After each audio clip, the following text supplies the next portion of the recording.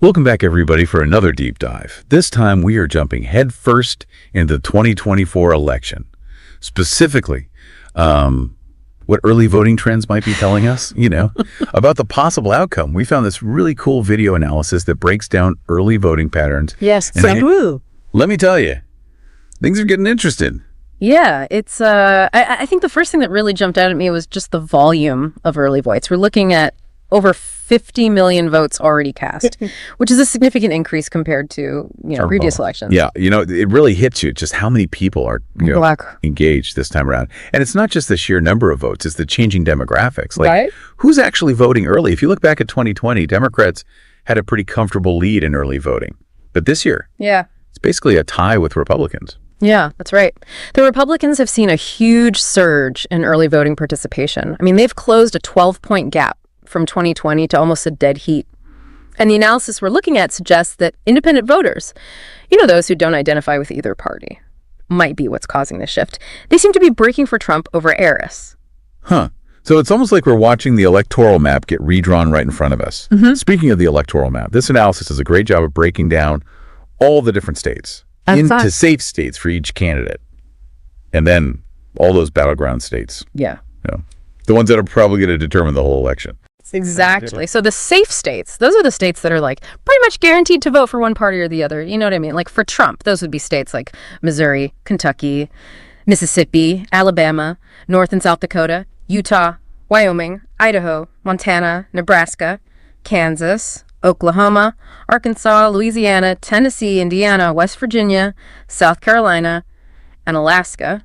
And then for Harris, we're looking at states like Washington, Oregon, California, Hawaii, Illinois, New York, Vermont, Massachusetts, Connecticut, Rhode Island, New Jersey, Delaware, Maryland, and D.C. Okay, so basically those states are pretty much locked in for their respective parties. But that still leaves a ton of states still up for grabs. Right, yeah, for sure. And that's where things get really interesting. The analysis highlights 17 states as most competitive, like the key battlegrounds that could really swing the whole thing. And those are the states that we're going to. Yeah, I'll really dive into. Sounds good. Let's start with Nevada. Nevada's been all over the news lately. They flipped to a Republican governor in the 2022 elections, which kind of suggests, a possible shift to the right in the state. So what's going on with the early voting trends there? Well, Nevada is a perfect example of how quickly things can change in an election. Back in 2020, the Democrats actually had a 4-point lead in early voting, but this year it's completely flipped. Oh, really? Like a complete 180? Yep. The analysis shows that Republicans now have a 5-point lead in early voting. It's hard to say for sure what's driving this change, but, some people are saying it could be voters who are frustrated with the rising cost of living. Maybe they're looking for a different approach to the economy. It definitely suggests that Nevada, which has historically leaned blue, could actually flip red this year. It's wild. Okay, let's move on to another crucial battleground state.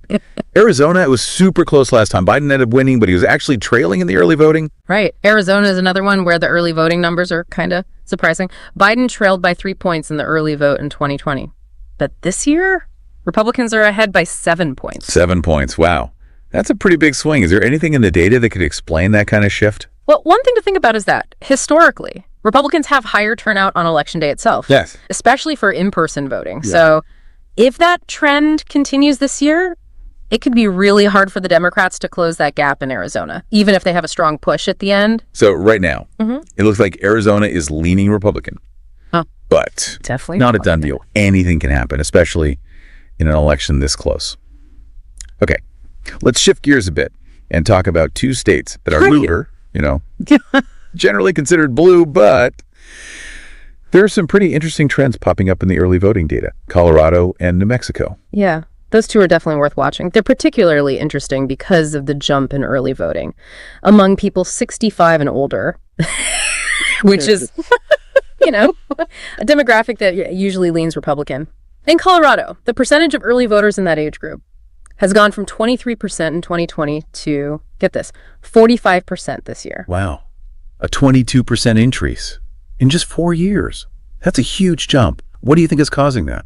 Well, there could be a few things going on, maybe concerns about changes to Social Security, or healthcare policies, or maybe it's just, a greater sense of civic duty among that generation, whatever the reason. It's something to keep an eye on, especially in states that, usually lean Democrat. It definitely adds another layer of uncertainty to the whole race, even if those states are, generally seen as favorable to Democrats. Right. It really shows how important it is to understand who's voting early, not just the overall numbers. Absolutely. Early voting trends can give us some clues, but they're not a crystal ball. We're only seeing part of the picture right now. The real test is going to be on Election Day. All right, so we've talked about Nevada, Arizona, Colorado, and New Mexico, all states where early voting is giving us some valuable insights. Yeah. But there are still quite a few battleground states left to explore. All right, let's head east now and dive into the Rust Belt. Starting with Pennsylvania. The state. It's always got these close elections, and it often it plays a huge role in who wins the whole thing. Pennsylvania, yeah. The Keystone State. Yeah. It always keeps us guessing. Seems like every vote there could really tip the scales. So what are we seeing in the early voting trends this time around? Well, it's kind of interesting. The Democrats actually have a small lead in early voting right now, which on the surface might look good for Harris, but that lead is actually smaller than it was at this point in 2020. And, right. Trump ended up winning that year. Right. So just because they have a lead doesn't mean they're going to win. Especially when you look at what happened in the past. Is there anything in the data that could explain why their lead is shrinking? Well, one possible explanation is the way the early vote is breaking down by demographics. Democrats are seeing strong turnout in the cities, but Republicans are gaining ground in those rural counties, the ones that swung towards Trump last time. So both sides are really focusing on getting their base out to vote in those key areas. Makes sense. It really does feel like every vote is going to matter in Pennsylvania. Okay, let's move on to another state in the Rust Belt that's always a close one, Michigan. Oh yeah, Michigan. Michigan is really interesting. In 2020, Biden won it by a pretty narrow margin. And this year, the early voting numbers suggest it's going to be even tighter. Democrats and Republicans are basically neck and neck. Wow. So it's too close to call right now. Is there anything in the data that might hint at which way it could swing? It's really hard to say at this point. I think it's all going to come down to who gets more people to the polls on Election Day, the campaign that can do that, especially in those key swing counties. They're going to have the advantage. Gotcha. Okay. Let's head down south now to a state that's pretty much synonymous with close elections, Florida, the Sunshine State. It always plays a big role. Florida always delivers when it comes to election drama. And this year is no different. Early voting data shows a slight advantage for Trump, but it's still early. Right. So a slight edge for the Republicans, but nothing's set in stone. Is there anything in the data that might explain why Florida is leaning that way right now? Well, one thing to keep in mind is that the demographics of Florida are changing. There's been a lot of growth in the Hispanic population, and some parts of that demographic seem to be moving towards the Republican Party. It could be because of concerns about the economy or maybe social values. Yeah, interesting. Sounds like we're going to be watching Florida very closely, just like always. Okay, let's switch gears again and talk about a state that, hasn't always been considered a battleground, but it's getting a lot of attention this time around. Georgia. Yeah, Georgia. Georgia's been trending purple lately, not solidly red or blue. Yeah. And this year, it's definitely a major battleground. The early voting data shows a really tight race between Trump and Harris. It's really up in the air. Wow, that's fascinating. What do you think is causing this shift in Georgia? Is the demographics changing?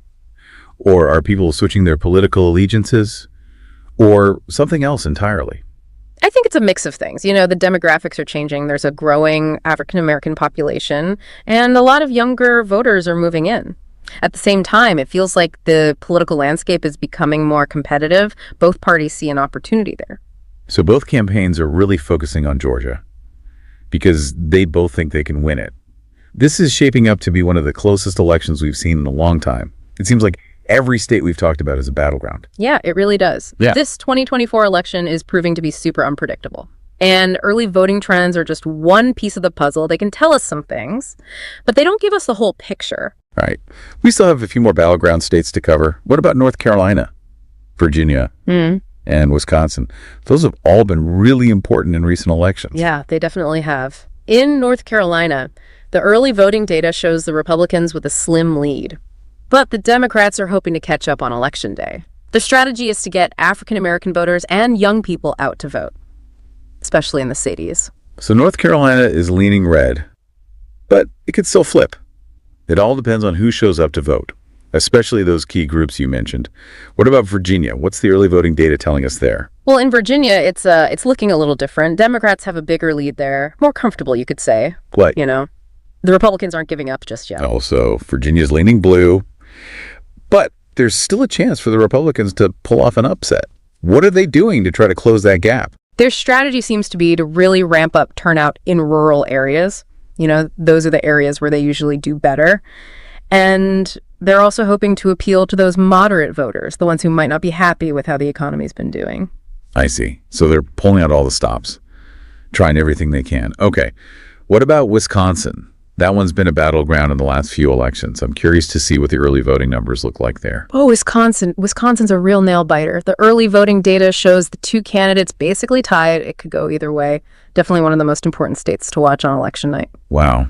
A true toss-up. Yeah. It sounds like we're going to be glued to the TV as the results come in from all these battleground states. We've covered a lot of ground in this deep dive. Looking at the early voting trends in all these key states, it's clear that this election is incredibly close and totally unpredictable. It really is. And it's important to remember, these early voting trends, they're just one piece of the puzzle. There are other things that could affect the outcome, too. You're right. We've been focusing on the data. But what about the bigger picture? The overall political climate? How could that affect things? That's a great point. This whole election is happening against a backdrop of, deep divisions and anxieties across the country. Yeah, you can definitely feel that. What are some of the main things that are dividing people? I think a big one is the economy. Voters are dealing with rising inflation,